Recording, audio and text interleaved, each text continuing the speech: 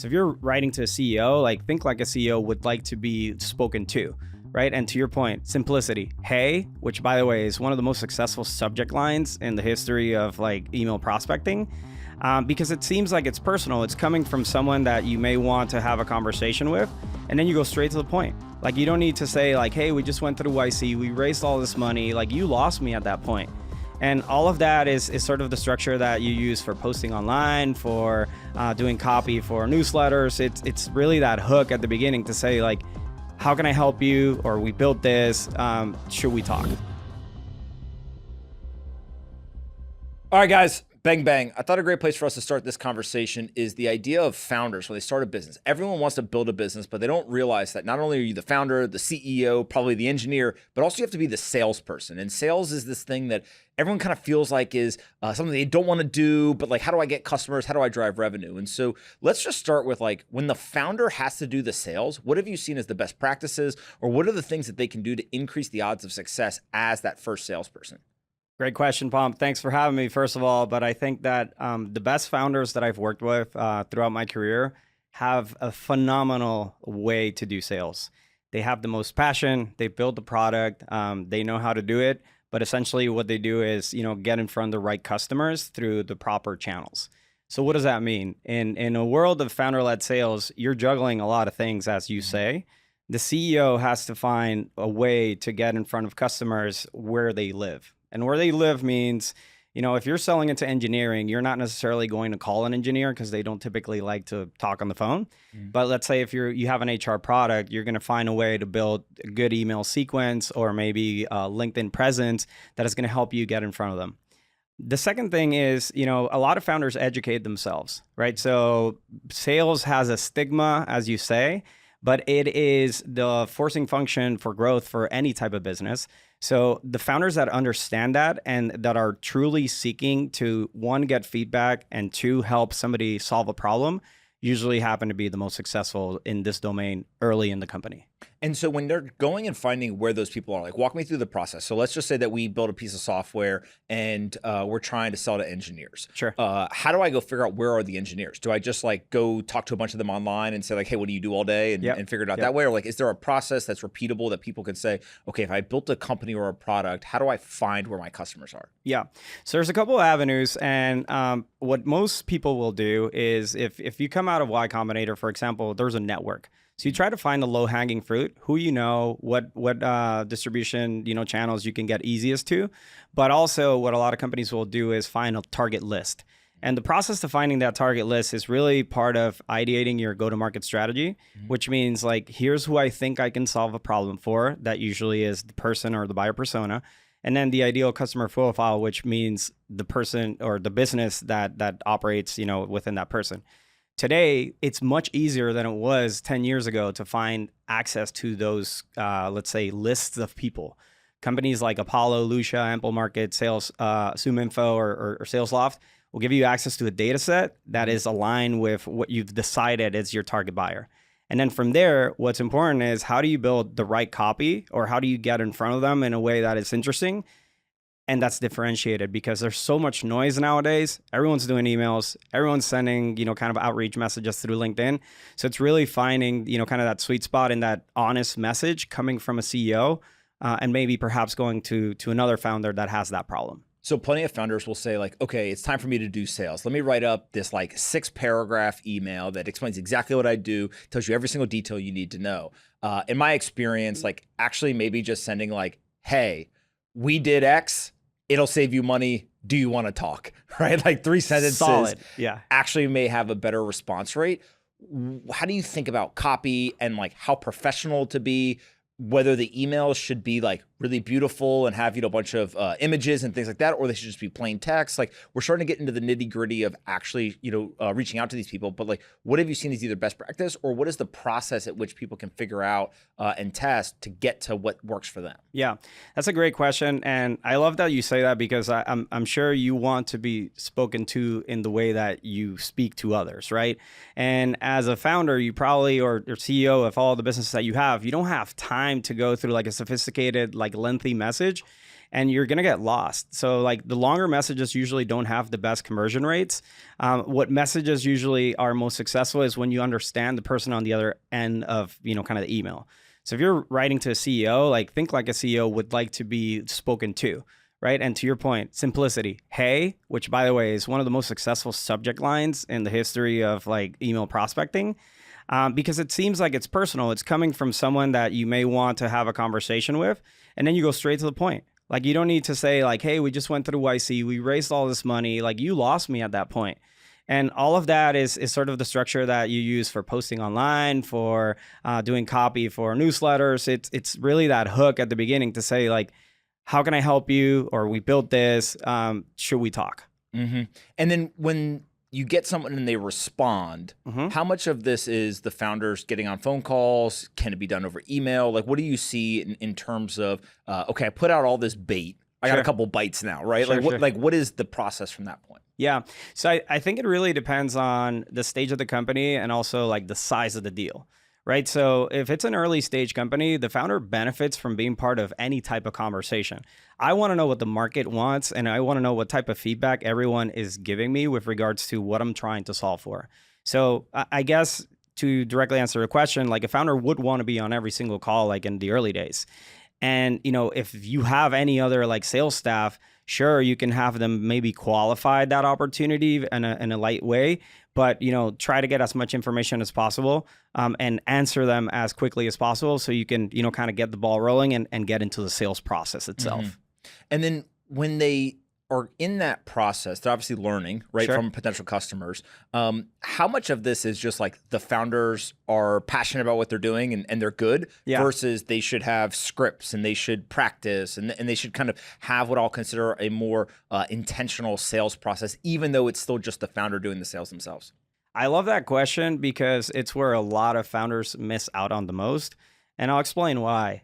Typical founders are more on the technical side, right? They're the ones that can code. They have a lot of sophistication from a technical capacity. They don't necessarily have that much exposure or experience on the commercial side. So they try to over-engineer sales. And when you over-engineer sales, you sort of lose that human component.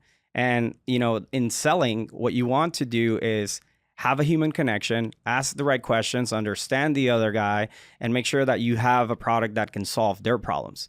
And that simplicity is sometimes forgotten. And when people try to do scripts too early on, they sort of miss out on a lot. The basic thing that I can think of, that most early stage founders will do is, sure, they'll have an agenda, they'll have a structure and a process. But the beauty is in the questions that you can ask them to understand like where they stand, what they need. And based off that, then you tell them about your product with their needs in mind.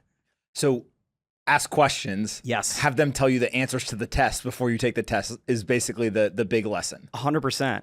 And I mean, it's sort of like, people joke about this, but it's like a seller has like 2 ears and one mouth. So you're supposed to listen more than you actually talk. There's a ratio within like, kind of sales enablement. That's the talk to listen ratio. And supposedly it's like, if you listen more than what you talk, you have a better percentage of closing the deal, which is a huge, kind of breaking of a misconception because people historically think that the best sellers are the ones that don't shut up. And it's the complete opposite. And when you're asking these questions, how much of them are, I'll call like open-ended questions like, hey, tell me about your problem, right? And just kind of sit back and listen versus it is questions that are very specific. What is your budget for this specific type of product? What is the timeline to make a decision? Like, is there a combination of open-ended and kind of more direct questions, or is there each one's different? Talk to me about like the types of questions that people are asking. I mean, sounds like you know about this, but the earlier in the sales process, the more open-ended you want to be. Because the tactical thing is that you can't interrogate a buyer, right? They're going to feel interrogated and they're going to say like, you're wasting my time or show me the product, right? So let's go. So what you want to do is sit down and pick 5 open-ended questions that can give you as much information as possible.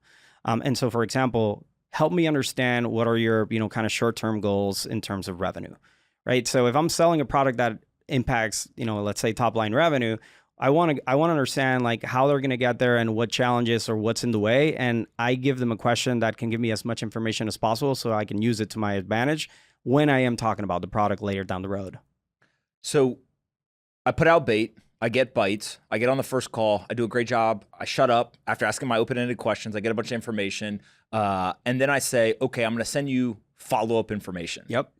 What the hell am I supposed to send? Right. Yeah. Again, this is just the founder. We don't have a sales team yet. Sure. So is it, here's a link to a demo. Is it a presentation? Is it a sign-up form? Like what is kind of the best practice there? And then as a second part to this, what do I do if they don't respond? Yeah. the hated follow-up, hell that you get kind of thrown into. What is the best practice for a founder? Yeah.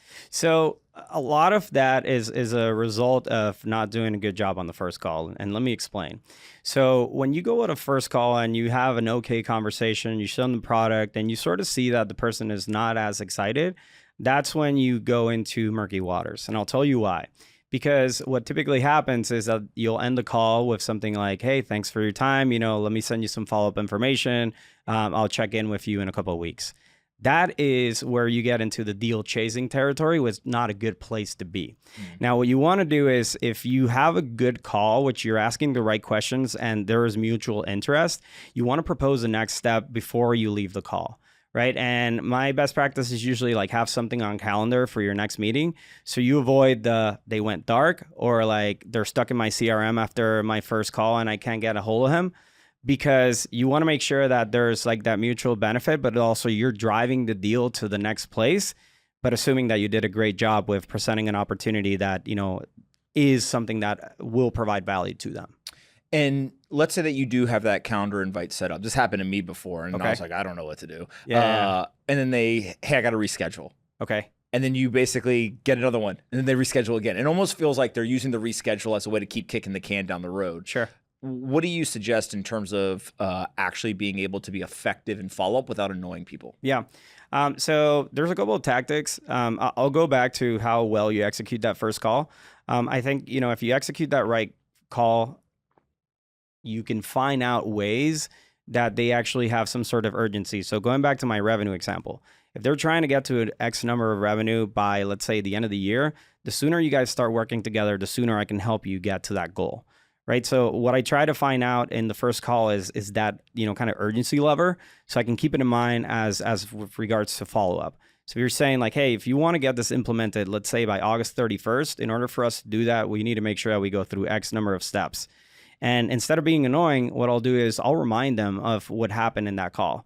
Like, hey, listen, I think we had a great conversation. Just want to make sure I'm not being the annoying sales rep, but understanding that you have a goal or a deadline, does it make sense to, have a call sooner than instead of 2 weeks later down the road? Mm-hmm. Right. That's one. The second one is I'm a big fan of something that's called the call between the call. So when you call someone and assuming they answer, between the scheduled calls, that person is not necessarily prepared to have a conversation with you. So naturally and humanistically, they will give you the honest answer, right? So you call them and say like, hey, Pomp, I know we have a call, kind of next Thursday, give me a sense of, kind of how you felt about the product. Does this really align with what you're looking for? And hopefully in that scenario, you tell me like, listen, you're good, but, you're a little bit out of budget. And then we can, know what to address at that situation. Got it. And so are you calling them on their cell phone or like just trying to catch them off guard essentially? Pretty much. I mean, it's whatever the tactics are, right? Yeah. And so when you're calling though, is it just like, hey, Steve, hey, Mary, I got 2 seconds. I just want to hear what you thought about the product, or is it something that is much more kind of polished? Like how do you normally approach those calls? It has to be as human and as like straightforward as possible. Mm-hmm. So if I'm calling you to say like, hey, Pomp, what did you think about, kind of my product? I'm excited about this opportunity. Do you think that we're, on the right track? If for example, I forgot to ask this question, that's something that I'll use as an opportunity. Hey, I forgot to ask you this question on the call, but I wanted to, catch you one-on-one. Is this something that you think is worthwhile or, you see as getting you closer to your goals? And then what about like identifying who the champion is internally, right? So sometimes in my experience, the champion is the decision maker. Other times they're not the decision maker. Yep. But how do you, if you've got a couple of different people you're talking to at a company, how do you kind of identify, okay, that is going to be the champion? And then how do you treat them differently than maybe you may treat other people? Yeah. So great question. I think that it's more obvious than you think in a sense of like being able to ask, right? So who is going to be the person that's going to sign on the dotted line? who needs to be part of the decision-making process. Those types of questions, a lot of like sales reps or even founders in the early days, like forget or fear asking.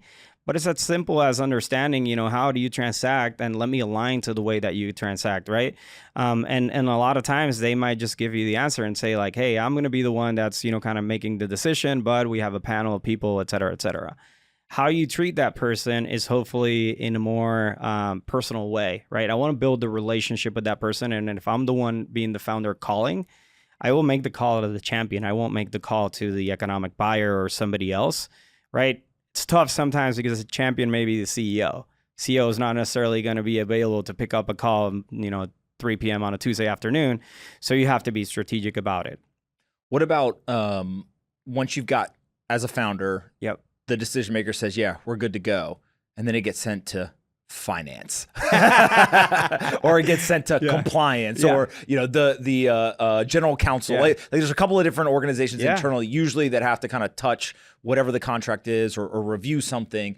And now you feel like you've almost been separated from the champion being able to manage the process to like, hey, it's with finance. Hey, it's with, compliance. Yeah. How can you as a founder continue to help move this forward without being annoying? Yeah. So that is very typical in enterprise sales, right? So when you're selling to a bigger organization, I think that the important thing for you to understand is that will happen, right? So a lot of people go into these sales processes like expecting it to be signed off, and that is where you lose time and where you lose momentum.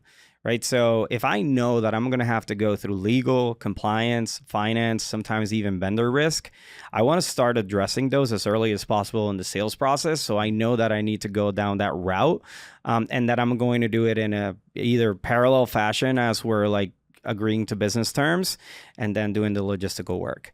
Right. So sometimes what reps will do or early stage founders is they'll create a mutual action plan. And in that mutual action plan, there's pretty much sort of a timeline of the things that we assume that need to be covered. And that actually shows a lot of preparation from like the seller side because, you want to do business with someone that knows what they're doing, right? So if someone shows up and tells me like, hey, Pomp, here's usually how we sell into enterprise customers. And we're able to go through agreeing on the business terms, going to committee, going to legal, going to compliance, and here are the different dates that we want to, kind of agree to. What typically happens in something like that process is that you also have a date that you solve back from, right? So if it's going to take me a month to be in finance and we need to get the deal done, within 3 weeks, I'm going to go back to my champion and let them know what the process is like. Because I want to make sure that they can deliver the urgency because in both of our best interests for it to move forward. And then I use that champion to gain some velocity on the finance side, or maybe he needs to go nudge someone because being the champion also means that he can help me, lobby or work the internals of that heavy or big organization. Now that the founder has made a couple of sales and starts to understand the process, eventually they'll say, okay, I need to hire someone. I've talked to founders and they're like, all salespeople are full of shit. Right? They can't sell it all. And then I've talked to other founders that are like, build as big of a sales team as you possibly can. They're amazing and they all drive revenue. The truth's probably somewhere in between. But how do you think about that first or second sales hire? Where do you find these people and how as a founder can they actually interview and kind of underwrite who's good and who may not be able to deliver on the promises that they say? Yeah. So the founding account executive, as I like to call it, or it's known in the industry, is one of the hardest hires to make early in a company's, journey. And I'll tell you why. It's because you're going from the founder-led sales motion to starting, kind of that sales-led growth motion, meaning sales is leading the charge, but you're transferring all the information from the person that built the product that knows it best and that actually has the most passion into someone that you want to make sure that has the same skill set or like passion for what they're selling. So this is a very non-traditional sales role. And I can tell you a lot about it because I was a founding account executive, which you can talk about more. It's more a seller that wants to build, but that can overly communicate. And I'll explain why. When you're trying to find that velocity, that scalability and repeatability in the early days when you're past the baton from the founder to a seller, you still need to report back to the engineering team. you still need to tell the engineering team, hey, listen, like I know this is our roadmap, but what I'm hearing in the market and what people are telling me that they want is X, Y, or Z. And so you're putting a lot of responsibility from a company's perspective into someone that's, kind of external. Now, that person, because I mentioned he is a builder, must want to have that ability to work outside of like, sales conversations or like maybe non-revenue generating activities, which may be talking to engineering. That person also must want to build, and they must be willing to be in an environment where there's a lot of uncertainty, but nothing is put together. So I'll tell you what an example of like a founding account executive that usually doesn't work is someone that comes from a really large organization and goes into an early stage environment.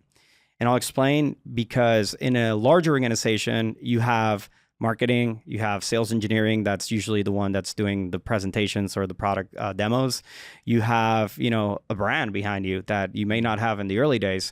And when you put that same exact person that's used to just transacting with a team behind them into an early stage environment where they don't have that, infrastructure or support behind them, they usually get overwhelmed and, they can't perform, right? So that's the very long answer to the first part of your question. I think that from an interview process, it has to be the founder identifying someone that is a lot of entrepreneurial, but a lot of selling, right? And there are many ways to catch, I get this all the time, salespeople interview well, but in reality, they don't if you ask the right questions, right? Because everyone's happy, everyone's peppy, et cetera, and whatnot. But what you got to understand is, number one, like, why do you want to go early stage? Like, why do you want to go into like the most uncertain sales environment possible?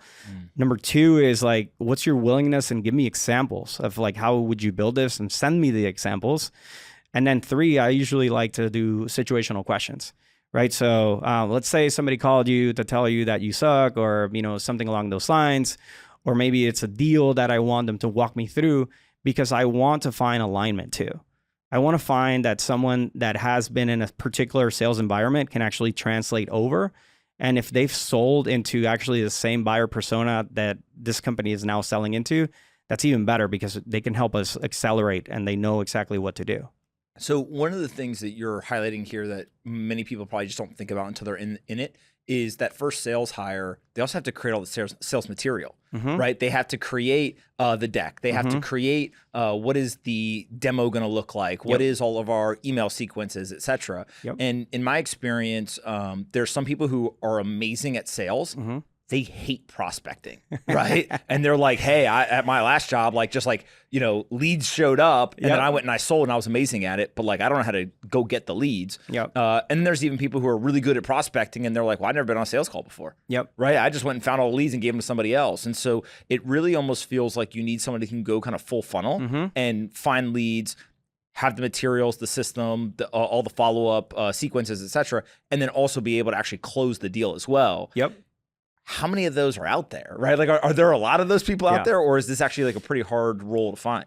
It's hard. It's a hard role to find. And you open up a question or a situation where, traditionally in B2B SaaS, as you mentioned, there's the SDR that's doing the prospecting, kind of full force. And there's the account executive that's just doing the demos, closing, negotiation, et cetera. I think that there is a world where the founding account executive needs to be full sales cycle rep, but also that the full sales cycle rep is something that is going to come and be more prevalent in this day and age. And let me explain why.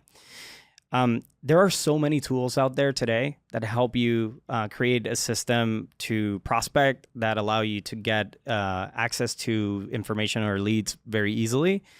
And with AI and all the different things that we can go into, it's even easier to write good copy and to make it more personalized to that particular person. So if you create the right systems, which obviously require a level of savviness from that individual, you're going to create your own momentum to get leads, right? And then second to that, which you see a lot of reps doing on LinkedIn nowadays, is creating your own personal brand, creating a lot of content that can, give you that audience. So when you do prospect, there's a perception of this guy is well known. I've seen you before. I want to talk to you, right? So that skill set is hard to find, right? Someone that wants to go through the whole process, not only wants to, but has the tools to actually do prospecting and closing altogether. The reason a lot of companies historically will do SDR and AE is because of focus.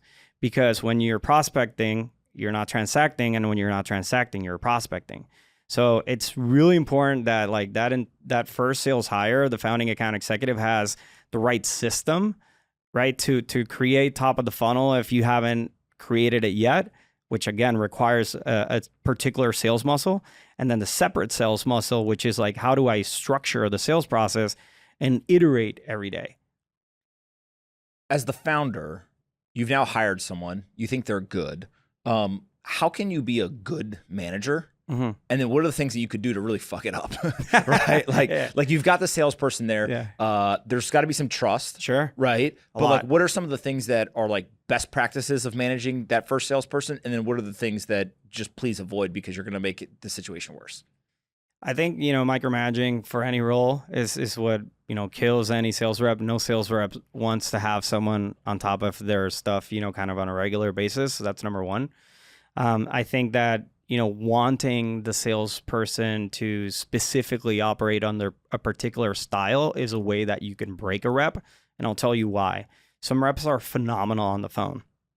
Some are not. And some reps are extremely good at email. Some are not. Now, I cannot, it's sort of like, get your job done however you can get it done. Like, I'll respect it. But, many times a founder will say, no, you have to make, 1,000 calls this week. And this rep may not necessarily be good on the phone. Now, you need to know that ahead of time, because if you're trying to sell to a buyer that needs to be communicated through on the phone, you just made the wrong hire. That's super important as well, right? Yep. But you need to give them, kind of the respect to what their style is, in a sense of like, here's how you execute, but also give them the right direction. Sales is very grueling. It's intense. You get a lot of rejection. So I think that as a manager, you also have to support a lot of like your team and remind them why they're here or why they're good, because a lot of times like they will be defeated because it's a grueling job with a lot of pressure, deadlines, goals, etc. And I think the last thing I'll say is you mentioned trust. I think that's one of the most important things. When a rep knows that they're not being trusted, I mean, it's a hard situation to be in. But also at the end of the day, sales is black and white. You're performing or you're not. So I've done it in the past. Okay. Somebody smarter than me told me, they're like, hire 2 at a time. Yeah. Don't just hire one AE. Don't just hire one SDR. Hire 2 at the same time. And then in some ways, there's this like implicit competition. Yeah. So they kind of bring their A game. Yep. But there's also this like explicit, almost like kind of social safety net of like emotional support, because you're not there by yourself trying to figure out all this. You have somebody to talk to, etc. Is that the best practice, is to kind of hire 2 at a time? You're spot on. I'll tell you why. A salesperson is used to being around a team. When you take him out of that environment and you put him in an environment where he's by himself, it's tough. Not everyone's built to be a lone wolf. So when you hire 2, you give them that social, let's say, belonging, but you're also solving for, performance. Sometimes when you have 2 reps, you might see that one is better than the other, or one figured it out, the other didn't. And what a lot of companies will do is they'll just hire one and say, well, this guy can't sell. He's a sales guy. We don't have a good product. That's a tough decision to make just based off the performance of one individual. But when you have 2 individuals and 2 performance, let's say, metrics that you can compare, it makes life a little bit more understanding to say like, well, if this guy works, like that means that we have a solution we can sell.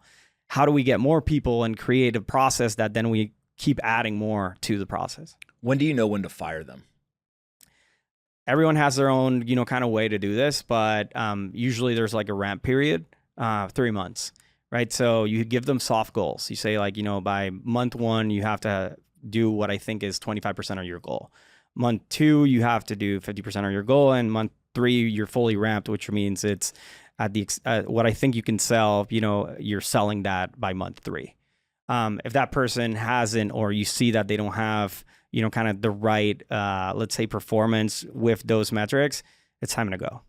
So I'll give you a real life example. I think of how some of this gets very complex. We have a business. They're 5-figure contracts. They're with pretty large businesses, and we'll get verbal commitments. Yep. We're in. Send us the contract. We're very quick. We turn around the contract usually same day. Get it in their hands. Good. A week, 2 weeks, 3 weeks, and what happens is there's internal pressure because these teams have to hit quarterly quotas. Sure. The external companies, they don't give a shit about your quota. They're going through their process. Right. And so one of the things that we've tried, sometimes with success, sometimes not, is to just be honest and say, hey, for internal purposes, like getting this done by the end of the quarter would be really powerful for us. Like, how do we get that done? Yep. Literally, sometimes I've seen people respond back and be like, so what? Right? Like, I don't care. Yeah. But other times I have seen them say, okay, let us see what we can try to get done. Sure. How do you see kind of quarterly quotas and like the internal pressure? Yep. Is that a tool to be used externally, or is it actually something that could hurt people when they start to kind of, pull back the curtain and explain some of like the internal, inner workings and they're just like, I don't give a shit. Yeah. That's a great question. And I think it depends how you use it, right? So there's a little bit of finesse on how you say it in a sense of like, hey, I have goals and our quarter is, done at the end of this week. I don't want to be pushy, but, help me understand. You think is real that we can get this done by Friday? If not, I completely understand, but I just want to make sure that, I forecast this accordingly. And they'll understand, and if you have a good enough of a relationship, like I think that you can do that. What doesn't work is if you come out of left field and you haven't talked to them in a while and say like, hey, the quarter ends today. Do you think we can get this done? Like you're probably actually hurting the deal in that case, because it's like, dude, it's about self-interest. But if you have that good enough of a relationship where you can be, subtle about it, I think you can get the answer that you're looking for. Got it. That makes sense. Let's talk about kind of your transition, right? You were inside some of the fastest growing companies in the country in terms of startups, absolutely wild places. People have heard a ton of stuff about them. Talk a little bit about those experiences, really kind of from the sales perspective, and like, what were the lessons that you learned, and then maybe what were some of the things that you're like, okay, if I go to the next business, we're not going to recreate some of these other things. Yeah. So listen, I appreciate you bringing that up. I've been part of 3 unicorns. Zenefits, Rippling, and WeWork. And I have too many lessons from each of them. And starting with Zenefits, Zenefits in 2014 was the fastest growing B2B SaaS company in the world. We did 0 to $72 million in about 2.5 years. And it was really like building a plane mid-flight, as some of the leadership would describe it. And you just learn how to operate fast, effectively. Right? You have to put in work around, the performance, just like a performer. I think sales are, kind of performers in a certain extent. But at Zenefits, I was in an environment where I had anywhere between 10 to 12 net new customer demos a day for years. And you learn a lot about selling. You learn a lot about, kind of trusting yourself, but, you start paying attention to the company and to the business. My background's in finance, so I kind of had a different perspective from like a financial perspective. And in 2014, there was a growth at all costs mentality that may or may not have been sustainable, as you and I know. And it was sad because Zenefits was a very boom bust situation. The company, after growing aggressively, becoming a unicorn in such a short period of time, ended up having, a lot of problems with like sales growth, and we ended up having to lay off a lot of the team, and that was hurtful. The lesson there is, kind of operate effectively, but, kind of keep going. And then, of course, everything that I know from B2B SaaS, like I learned there, and having a big exposure to building stuff and talking to the engineering team. Now, the second unicorn that I went to was Rippling. I was the first sales hire at the company, exactly what we were just discussing, working for Parker Conrad, who's a great friend. And I was sitting in his basement with 12 engineers, and we had one SDR. And you learn how to have a lot of conviction, but you learn how to put yourself in a situation where you have to wear every single hat that you can think of and pull every trick out of your hat that you've used throughout your career, right? There's nothing structured. So you have to be okay with uncertainty and know that it's going to be okay. But also, be very organized about the things that you do, because you have to think about revenue generating time, but you also have to think about building at the same time. And then the third company I went to was WeWork, which I thought was a very safe bet at the time. Incredible story, experience maybe for another time, but WeWork was also a high growth environment. And I kind of realized, and looking back, that I've had a lot of success by saying yes to opportunities that a lot of people have said no to. And WeWork brought me to Miami, actually. Miami in 2018 was a distressed market in the eyes of WeWork because not a lot of big companies wanted to set up their headquarters here. And I signed up for it. And, the lesson there is, I was willing to, kind of get my hands dirty, stand up a team, recruit the right team to sell from Miami. And then eventually I ended up, growing my responsibilities to run sales for the Southeast of the United States. And that was a very different environment from my experience from selling B2B SaaS deals that ranged anywhere from 50 to 250K to going to WeWork where the average contract value was anywhere between $2 and $5 million. So very different stages, very different, kind of experiences and products, but common lessons, in terms of sales and like the right things to do, which, I carry with me for all my career. How did you decide to leave kind of doing sales for other people to go start your own business? I always knew I wanted to be an entrepreneur, but I also noticed something that was very unique, which was I have a very unique exposure and experience that a lot of people want access to and that I could make a business out of. Coming from like my business background, I always think about hedges and not putting all your eggs in one basket and diversification. And I sort of build that structure with my company now that's called Cuota. In a way where I can work with different companies, I can give them the value that I bring to the table given my experience, but I'm not putting all my eggs in that one basket. And maybe it's a protection for my own self given my past experiences at Zenefits and WeWork, which didn't necessarily end how I wanted them to end, right? And I knew that, as a founding account executive, you're such an entrepreneur because you're doing so many things that if I would have applied all those to starting my own business, I would have been successful. And so far, it's been an incredible experience. And then talk to me about, you kind of have to do sales for yourself to then go help people with sales, right? So it's like this like very interesting kind of meta type thing. But where have you found the best channels to get customers? Like how have you applied some of your lessons that from these other businesses to your own business now? That's a great question. And we touched on it lightly earlier, but there are 3 channels, let's say, that work for me really well from a top of the funnel perspective, which I wish like every rep would know or would utilize a lot more.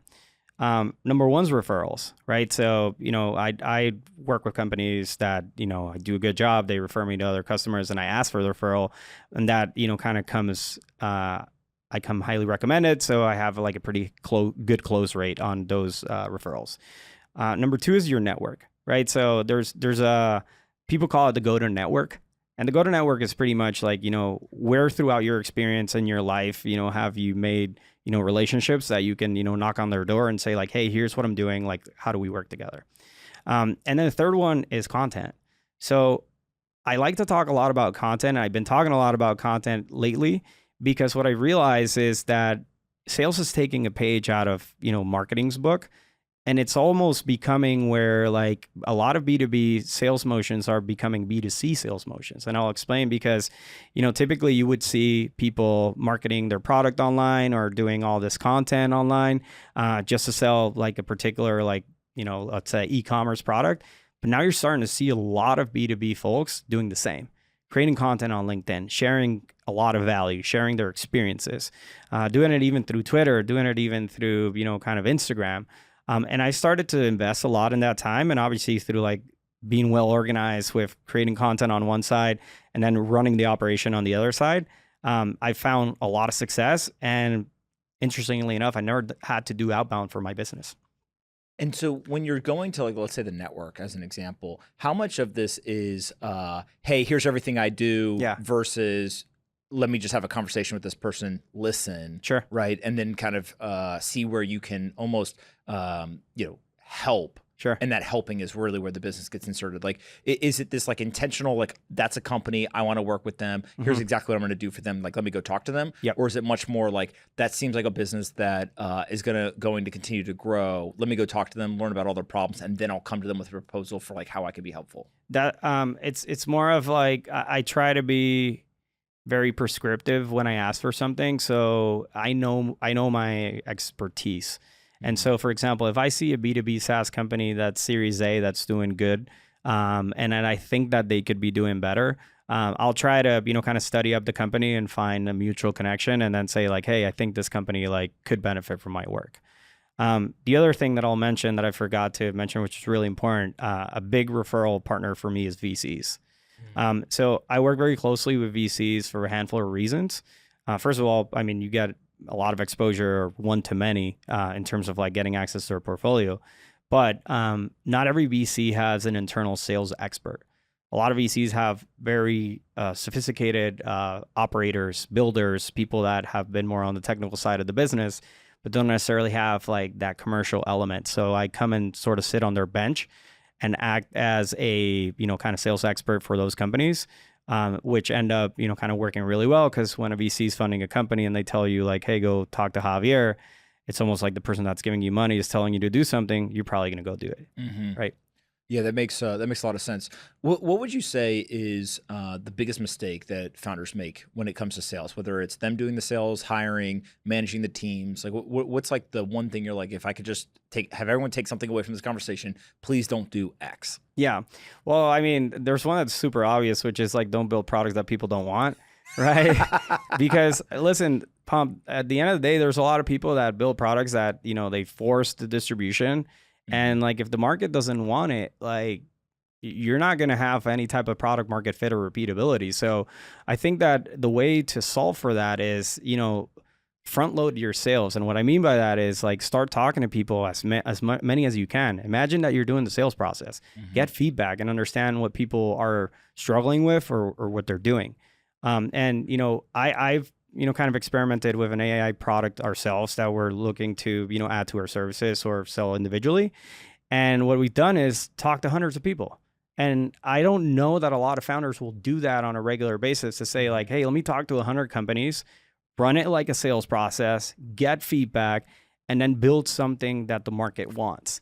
Because then when you start talking about it and building content and, kind of doing the prospecting, once the product is built, you're actually responding to like a true need versus like a need that is perceived from just your own perspective.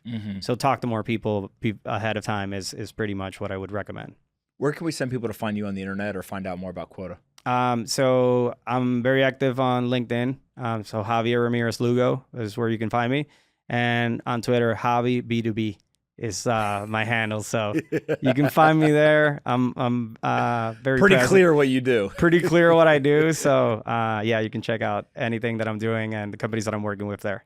Awesome. Thank you so much for doing this. I always learn something about sales every single time we talk. And anyone who's looking to learn more, I highly suggest they reach out to you. So I appreciate it. Thank you for the time, Pomp. Super exciting.